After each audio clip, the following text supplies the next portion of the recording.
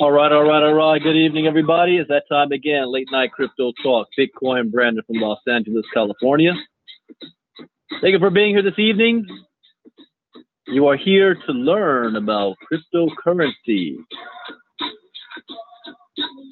Go ahead and if you're listening in, type in where you're logging in from so I know who's on. I see Mafoose, TC Dixon, Clarence Thomas, Darnell from the OKC, Lashana, I'm about to get paid, Robinson.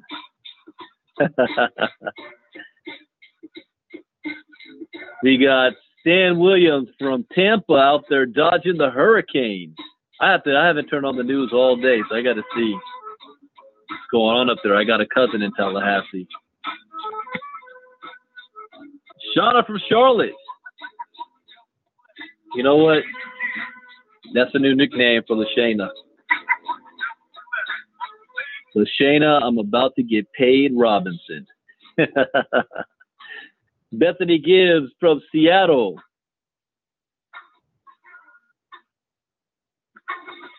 As a disclaimer, I'm not a licensed financial advisor to be dispensing financial advice.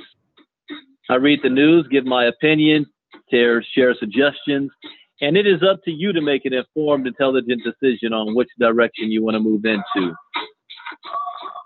There's 4 rules I live by in the crypto space. Rule number 1, crypto education is key. It is everything. Rule number 2, never invest money that you cannot afford to lose. Rule number 3, always get your return on investment back as fast as possible. And rule number 4, where do you see yourself in 3 months, 6 months, a year from now? What are you willing to do to make it happen?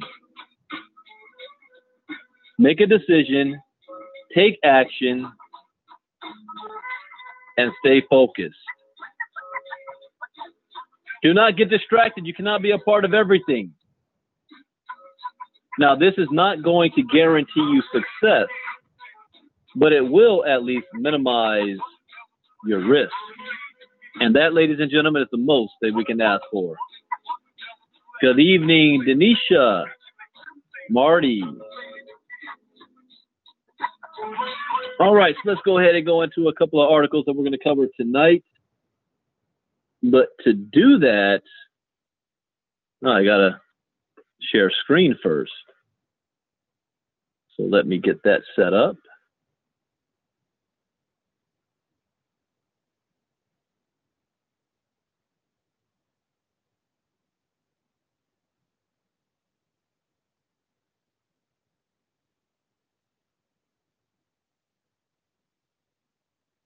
All right, we are going to start with international news. And this is coming out of Dubai.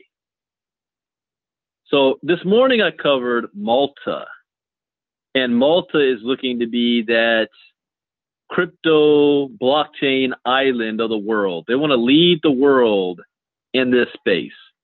And there's absolutely nothing wrong with that other than the fact that I'm from the United States and we should be leading the world, but we're not when it comes to crypto.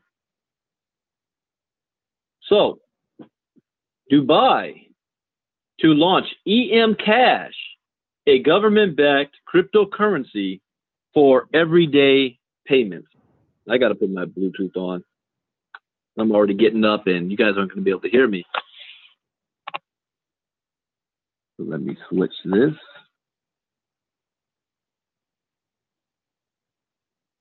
Make sure I'm connected.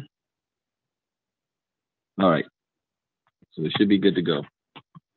So Dubai to launch EM Cash, a government-backed cryptocurrency for everyday payments.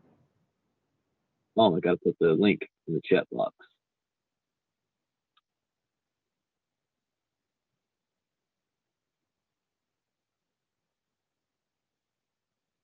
Residents and citizens of Dubai will soon be able to use digital currency for making routine payments, such as utility bills, school fees, etc. The brand new digital asset, dubbed EM Cash, is an initiative of EM Credit, a state-backed subsidiary of the Dubai Department of Economic Development. EM Credit has teamed up with blockchain payment provider PoondiX. Now, I did recommend that you buy some PoondiX coins. I hope you did. I'm going to do a double check right now because I'm going to check this tomorrow morning. Let's see what the price of PoondiX actually is. So let's let this pop up here. And of course, my computer wants to run slow on me. PoondiX.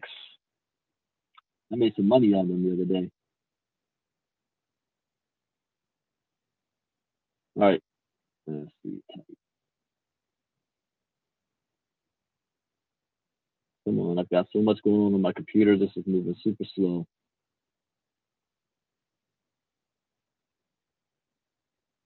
Well, I'll continue reading a little bit of the article while that's still loading up. PoondiX and its partners, eBook, FinTech, and Loyalty Labs, LLC, to develop the new platform.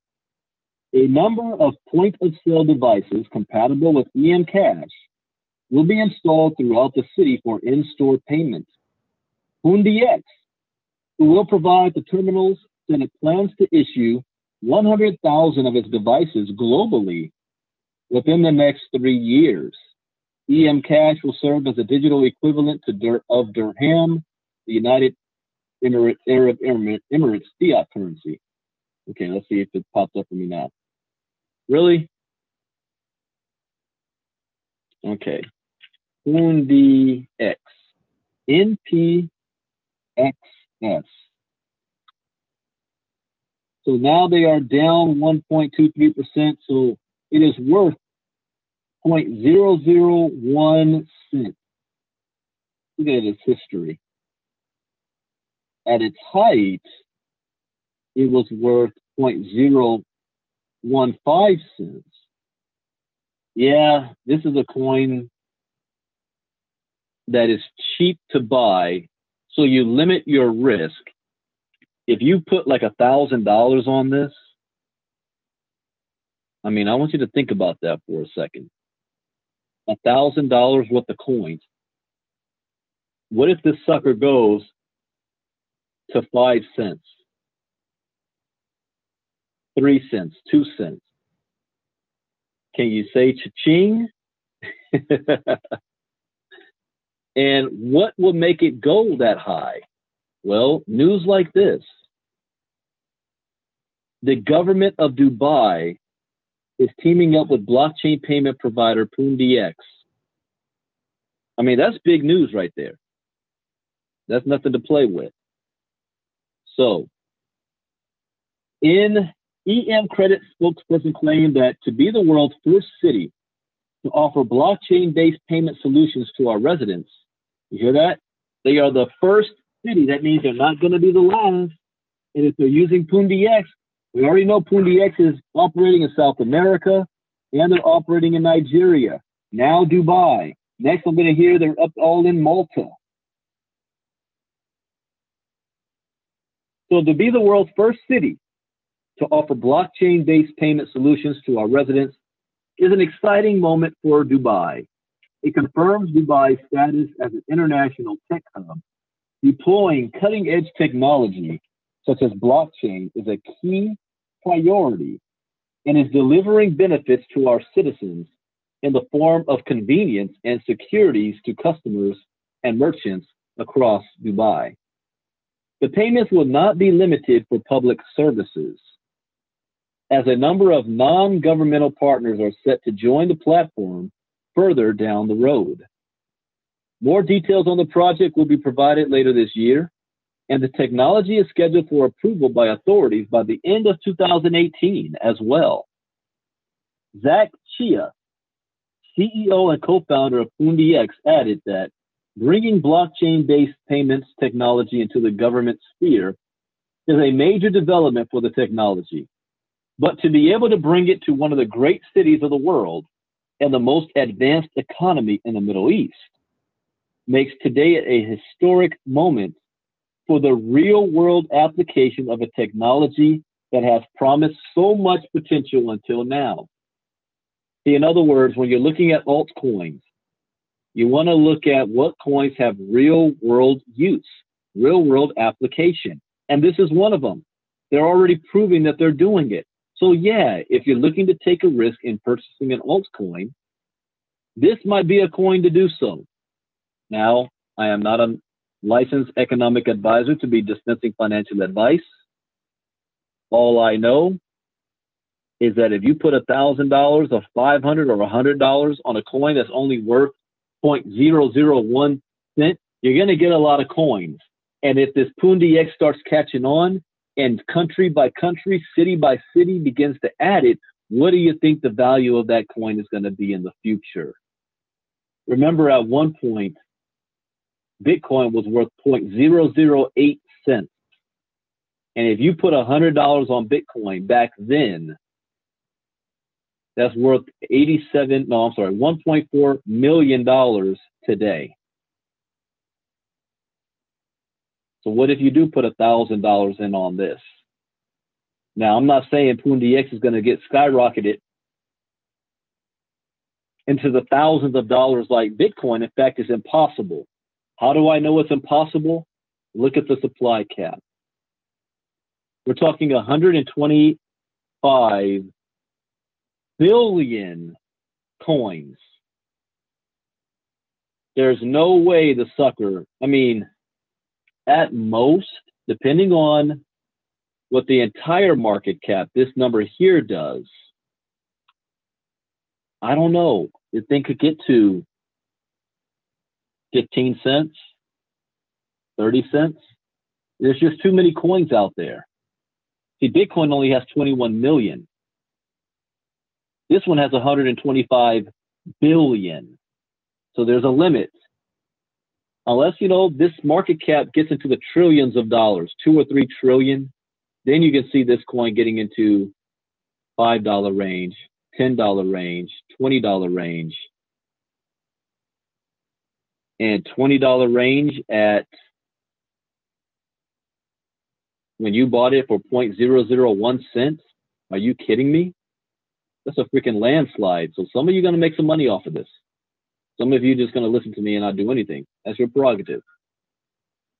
All right. Dubai has been around or been at the forefront of blockchain innovation ever since the industry started to emerge into prominence. A couple of weeks ago, Toshi Times reported that the city's Department of Finance will be using a blockchain-based system in its operations. Earlier this year, Dubai announced plans to use blockchain in its legal department as well. PoonDX has been on the receiving end of some negative press back in June after hackers breached the Korean exchange CoinRail and managed to steal 2.6 billion of PoonDX tokens. Just a month later, MPXX was the subject of another hacker probe, this time resulting in a loss of 229 million tokens. Okay. First of all, Poondi didn't get hacked. The exchanges got hacked. So let's look at where you can buy this coin, for those of you that might be interested. You go to CoinMarketCap, you can look up any coin, and you want to click on markets. So here you see where the coins are being sold. The safest place right now is Binance to buy the coin. In Asia, it's Allbit. But Binance is the safest place to buy the coin, if you're going to buy the coin. And the other day, I kind of did a live, went over some exchanges you should be registered with. You guys remember that? You don't want to wait till the last minute, especially those of you that's involved in GreenX. You don't want to wait till the last minute. Now, I may not know exactly which exchange is going to hop on, but there are exchanges that you should already be registered on to get it out of the way. It doesn't cost you anything to register on the exchanges. So I'm going to read down a couple here. BitHum, Binance, OKX, HitBTC. Let's see, who will be? I think that's international. Got the Binance there. Cryptopia,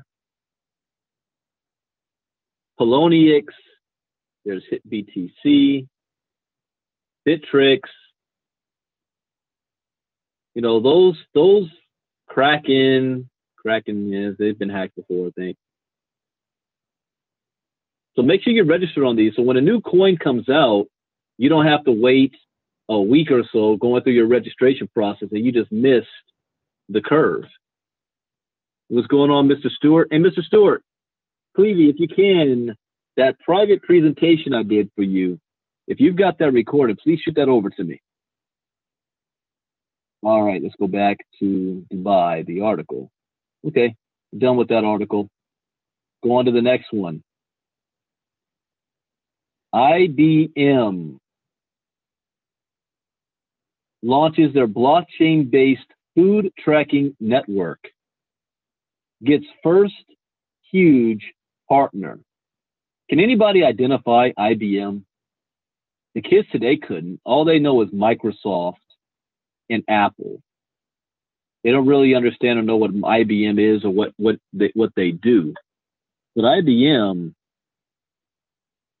they put together the foundation of software. Dell Computers is another one. Multi-billion-dollar company that nobody really understands what they do. But they are launching their first blockchain-based food tracking network.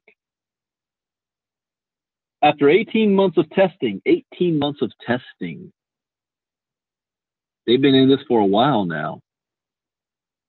IBM's blockchain-based food tracking network, dubbed IBM Food Trust, what does IBM have to do with food, has been released for commercial use. According to the official statement, millions of food products have been tracked during the trial as the cloud network offers participating retailers, suppliers, growers, and food industry providers with data from across the food ecosystem to enable greater traceability, transparency, and efficiency. The platform has already secured its first big name partner, with leading European retailer Carrefour joining the fray. The retailer runs over 12,000 stores in 33 countries and will implement the IBM Food Trust to track the number of its own branded products in France, Brazil, and Spain. It is estimated that the blockchain platform will be used for all CareFower brands globally by 2022. Laurent Valli, General Secretary of CareFower, praised the new partnership, claiming that being a founding member of the IBM Food Trust platform is a great opportunity for CareFower to accelerate and widen the integration of blockchain technology to our products in order to provide our clients with safe and undoubted traceability. Yeah, you're right, Joctavius. VeChain is kind of similar.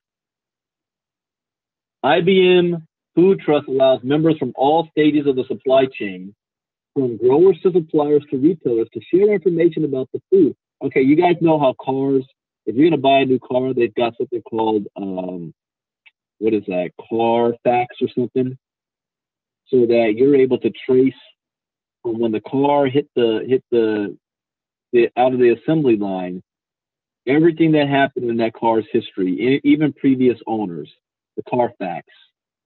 Well, this is basically Carfax for food. You're going to be able to track where it was originated from, how it was grown, to the suppliers and the retailers. All data on the distributed ledger will be encrypted, meaning only those given permission will be able to access the said data. Okay, stop right there. This is what we call a private blockchain. Remember the other day we covered the difference between a public blockchain and a private blockchain.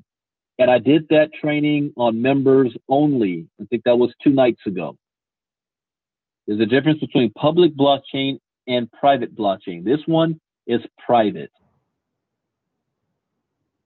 So it says the main goal of the blockchain initiative is to make food safer by tracing its origin.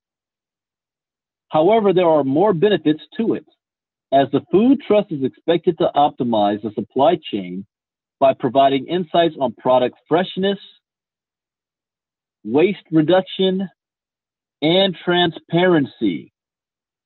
The decentralized nature of the system will encourage collaboration and increase the overall trust between various members of the supply chain. Here's another example of people who do not get involved in Bitcoin and crypto right now because they don't understand it. They think it's a scam, it's a Ponzi, it's a bubble that's about to burst.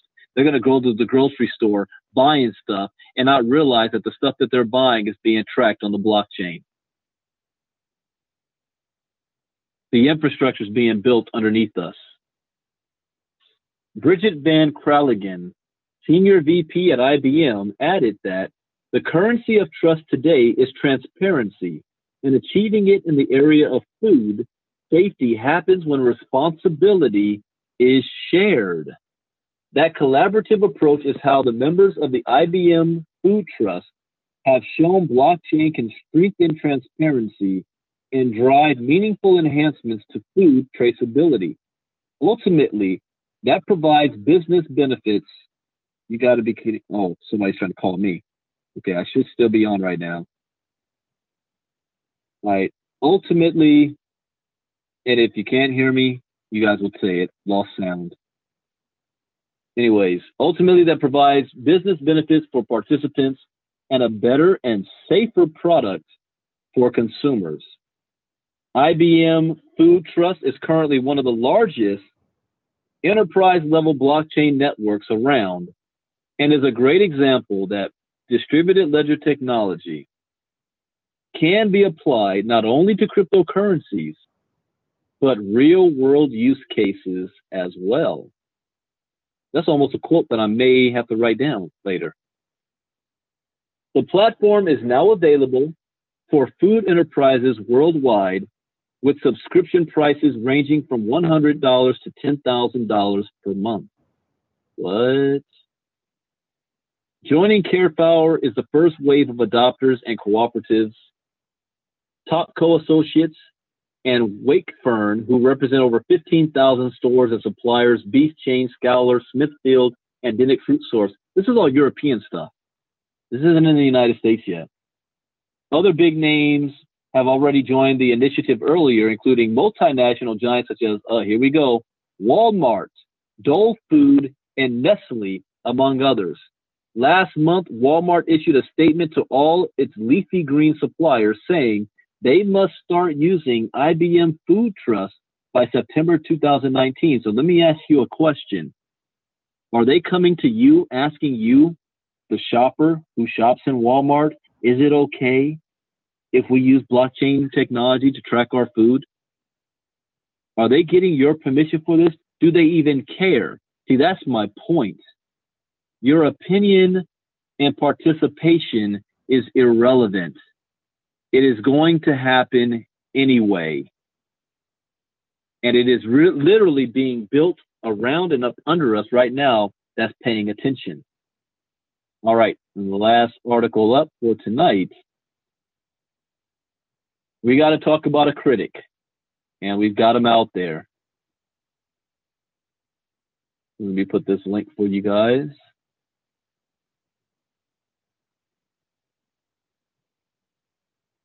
So cryptocurrency critic Nouriel Roubini calls crypto more centralized than North Korea. Really? He calls Bitcoin a dictator for life. See, it's statements like this that once you have a good, vast, firm and understanding of crypto, in other words, you went through crypto education, you're able to read stuff like this and already know it's full of crap. I mean, you're going to go there, man. You're going to say it's more centralized than North Korea. Really? Let's see what he's got to say.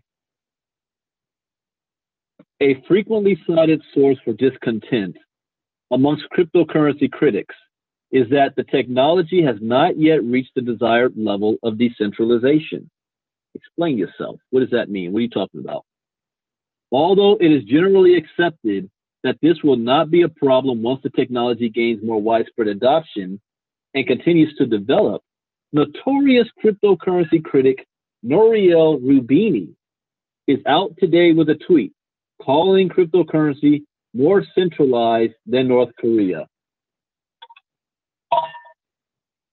Okay, if you make a statement like that, you got to back it up. So let's see what proof he's coming up with. This comes as Roubini gears up for a U.S. Senate committee on why are they entertaining this guy? Because he's got the loudest microphone screaming against crypto? It's like whenever there's something going down in the neighborhood and the media goes out to report on it, and they always find the brokest, most ignorant dude from the block to put a camera and microphone in front of his face saying, what happened? And next thing you know, you hear, I done seen it all. I seen it all. You know what's about to come out their mouth next. That's what the media wants to do. The Senate is bringing a critic. Okay, let me continue here. So it's a U.S. Senate Committee on Banking, Housing, and Urban Affairs hearing on exploring the cryptocurrency and blockchain ecosystem scheduled for later this week. So we can actually watch this live. The Mafus, Brandon, so we can't invest in the IBM blockchain. Well, I don't know. You'd have to invest in IBM themselves. This seems like a project that they're putting on that's private. So, of course, their stock is going to go up. So you got to invest in IBM themselves. They're not going to have a coin on the market that they're selling. All right. More specifically, Roubini's tweet alleged that developers are centralized dictators, specifically mentioning Ethereum co-founder Vitalik Buterin as a supposed dictator for life. You know, I don't even really like Vitalik Buterin, but if you're going to call him out on something, you know what it's easy for you to do? Don't buy Ethereum. As simple as that. You don't need to buy Ethereum. You don't have to deal with it. There's 1,000 other coins out there. In addition to this, Roubini also stated that miners and exchanges are both central. Okay, now I know where he's coming from. and stated that the Gini coefficient, a statistical measure mainly used to gauge income inequality of Bitcoin, is worse than that of North Korea. Okay, well, hold up. Just because you had a bunch of billionaires that stocked up on coins, you can't say that that's inequality. They were first movers. You got first mover advantage. There's absolutely nothing wrong with that. So this guy's arguing from, it's something that I don't pay attention to. It's the core, the miners, the Bitcoin core miners. These are a bunch of nerds that literally program the computers and the whole blockchain itself.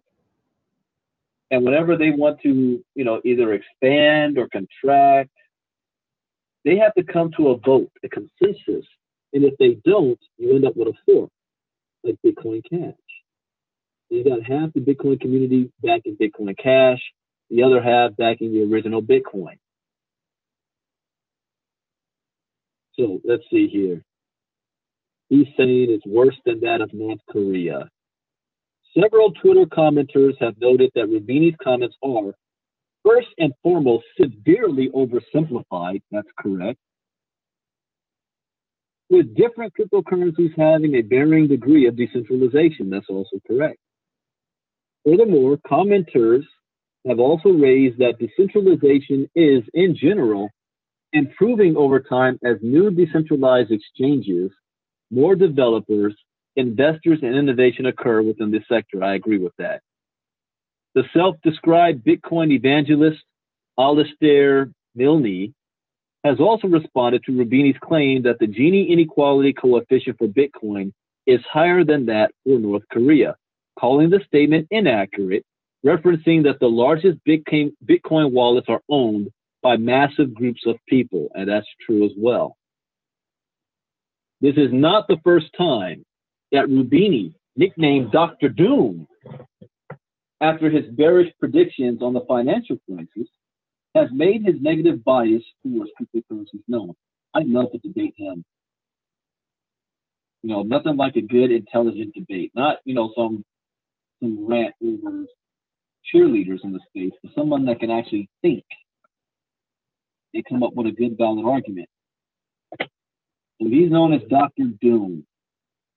He has previously said that the blockchain is nothing more than a glorified Excel spreadsheet, and branded Bitcoin enthusiasts hold nuts, and even crypto terrorists. Yeah, I'd rip this dude apart. I'd love to debate him. In addition to this, Rubini has also predicted that the price of Bitcoin will allegedly go to zero. That's just ludicrous. That's not going to happen. And he has particularly lambasted Bitcoin, suggesting that the notion that it is decentralized is bullcrap. Although Rubini is notoriously cryptocurrency adverse, this has apparently not dissuaded the Senate from inviting him to testify before their blockchain technology hearing this stuff. Why? Why are you inviting him? Who's he? He's a critic, so you want to invite him to validate what you've already been talking about? Nevertheless, Rubini will testify alongside Peter Van Valkenburg, the director of research at Coin Center, a cryptocurrency research and advocacy group. Moreover, this Senate hearing could potentially have significant implications for the future cryptocurrency climate in the United States.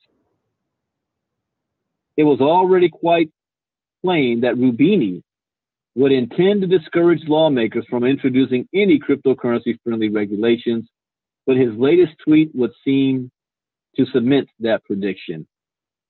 See, these are guys that I would call are bumps in the road. They're speed bumps. And you're going to run into those anytime you have something new that's being developed, new technology. And he's just going to get run over. And how does it feel to be on the wrong side of history?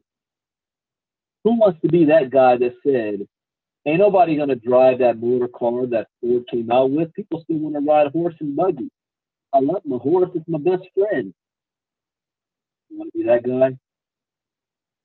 or the guy that said there'll never be anything called an airplane. Man is meant to walk on the ground, not fly in the air. Or the guy that said, yeah, an airplane will never hold more than 12 people because it'll be too heavy to fly. Really? You want to be that guy? Or when Bill Gates was introducing to the world to his Windows, and he said that every computer in the world will have a Windows on it. And they laughed at him. They laughed at him. He said, everybody's going to be doing an email. He said, what? They said, what's an email? What's an internet? Do you want to be that person? Because history is recording you, whether you like it or not. And guess what? It is all going to be on the blockchain. Go figure. All right. That is it for news for tonight.